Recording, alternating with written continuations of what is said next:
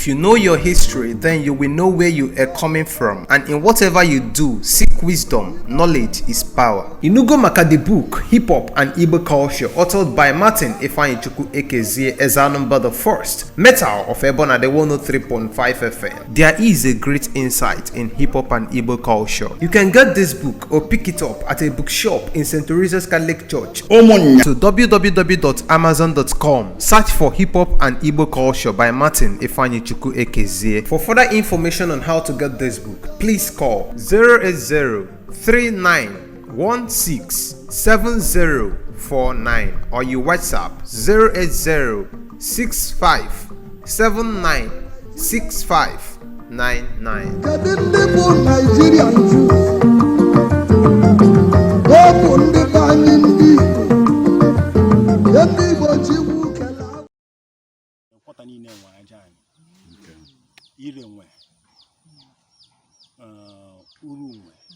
Then uncle look this one a quarter of Gidi, Bunimazing for Cody, Mokwa, Ajan, okay. So, again, if a Masna government over the name, okay, because him and Yalaka, our opera. To put that side, how long did he yeah, I'm last year. Because someone from mgbe fa bido disturb nwoke ije nwoke eri ije enu n'ụka si gbajebe na be nna ya na onwere ife na akpọchi iso ya so emegidezi anọ m na-ebido ya na-afọ the science because then from the seminary ebido were from nna-alaụ na net ma mgbe nọ na school nna-alaụ na net o nwere ife na ibu mana n'ụlọ be nna m mụ na ụmụnne m anyị dinela anyị ma nje ebe ma ya ntị nọ na net dina anyị mmanụ afụgasị na n'ime dị net ya afụ akụ n'ime so ebe mụnwa dina and different kind of ma anwụ ife a na-akpọ anwụ na-efegharịsị ebe ya they will be on the net so mụnwa pụta ụmụnne m na-awọ nda ọsọsọ na rumu aka na ọ bụrụ na particular bed mụnwa ha karịsị m n'anya mụnwa na nwere m believe because I hardly believe in all these things then. Okay. I hardly believe them. Only if you all disturb us, from there. I know the more where Baba the take over the way you back on the cheap. There, people, they can say no. Before there, now we're going to back with them from a call there. I say it's not a call there, not yet. Amada's of Piazzo. Now, the more your chop. So finally, without more is Nsebia na Memelia or Nama Ejela Alolo. Mori Akusio Common.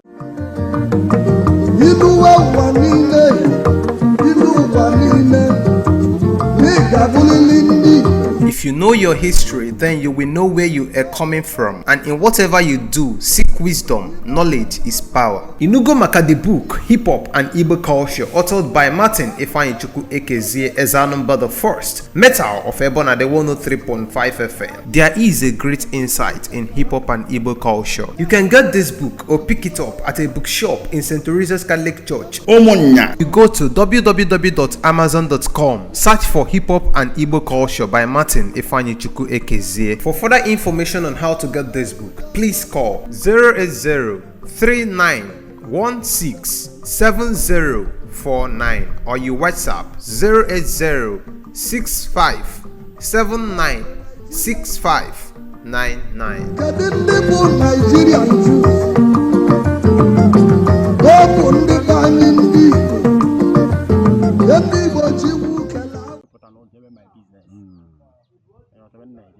But all if ever only two pieces were dead. Bunaway Bueke, example, Bueke, Millie, or Najani Koya. There was a only baby who are Johnny, about clear, signify boss yellow. Only maybe Millie, only when you boom mother, only didn't win mother, only may and even after say, if I have or never an apple base are Johnny. Okay. So, can you please matter all the rules and regulations, even for female and even for to serve this house. Yeah, it That is. is to administer Yeah. mother batana and from Poyadia. How do you handle it? How do you learn it? The one you want to When I'm then I can eat because it be a little time when can eat with my father. Because my father is late, my mom is late. But when we do with them, I know before my father, because my father on Oka, Cholon, no, if you're on asking me, I'm ban or Cholo, or only you open. Then I just then, I'm done with my grandfather, I'm liking with my grandma, young Sudan. Or dear, and I'm a fugalisi or certain things. Only a man, Monday, chair, chotel, Cosuchi, or high chief, I dear chotia, I join yes, join or Kowalofa. Only inquire when I remember, say, Najebe, if any night for now, but Najebe any more share, I go. Yes, yeah, charge it, yes, no, mum, if I'm a messy, or what all this, no, Mamma, now, Biania. No, any boy, no, before more wine. Or man, or the long Mobula, Asili, I gave with it, Jeffebe. Asili, I gave a bank or no, if February 9. Or G. Natives will lodge you and your beacon if I man, in my home, no bar. So, no, me Obuka for Yanka. Also, be there more, so be there for 100 and something years. For one. So, my father born about Banonoka, more at the age of 54 years. Life for this year short. On your joke, life for any moment and 100 days. Okay, so even at you going that you hear the spirits. Yeah. And you listen. Like even when you by inside now, you may just see one or two things. You see it as well. But I don't know more than you giddy. No giddy more to fast here. I say Mehonia. Now certain things are not in me. You always watch you oh gee. Like you in a Jani job. Walk. Okay. Aqua. Easy when more is more about Georgie. Now walk over. Okay. Then other one like law, like this Homeland security law. what's your own perspective? I don't know civilian. In a way I like Konya. Because I'm like people because I'm more kind of I like the modesty. I like him because you know when my grandfather then there. Before George did that Keta was in Bar. The man not at say no one free sing one corner before no phone when my grandfather now one like Otita. No, in a fallacy, in a bomb.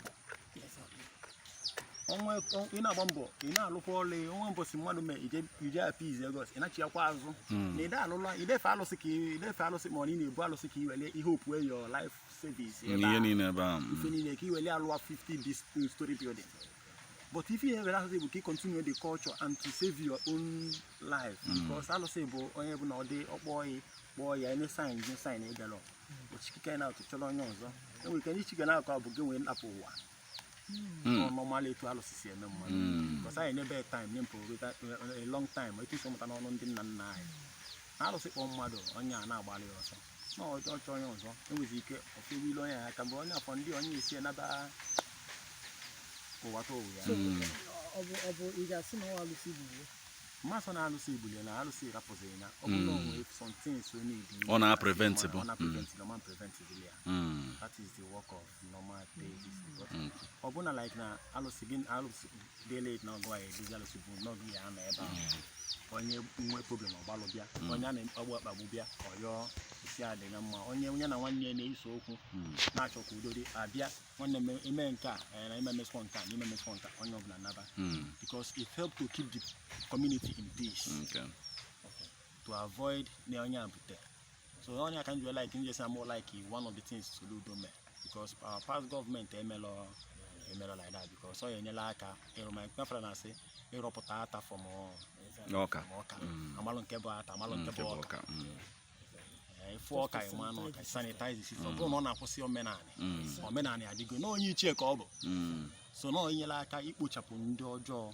because I na ife gbasara religion na na-enwezi ndị fake nwee ndị real enwe ndị 419 nwee ndị pụtasị bite 4 million 10 million ma aja na bụ ebe na ala imesịa ife soyi n'obi ọsọ na inwe lọị naba mmadụ anọ ndọị na akwa alụsị ka ọ bụ ọbụla bute isi na iwere 1 naira idebe go isikwa na iwe ka iwere ezi mmụọ na mụ sọpọtụ ka iwe kobudize na azụ ebe a you do it ọbụla by force.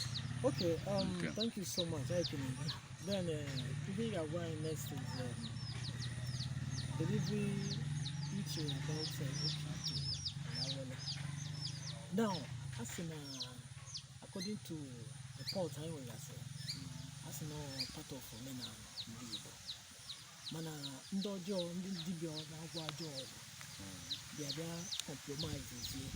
They are never see even at the Roma, especially if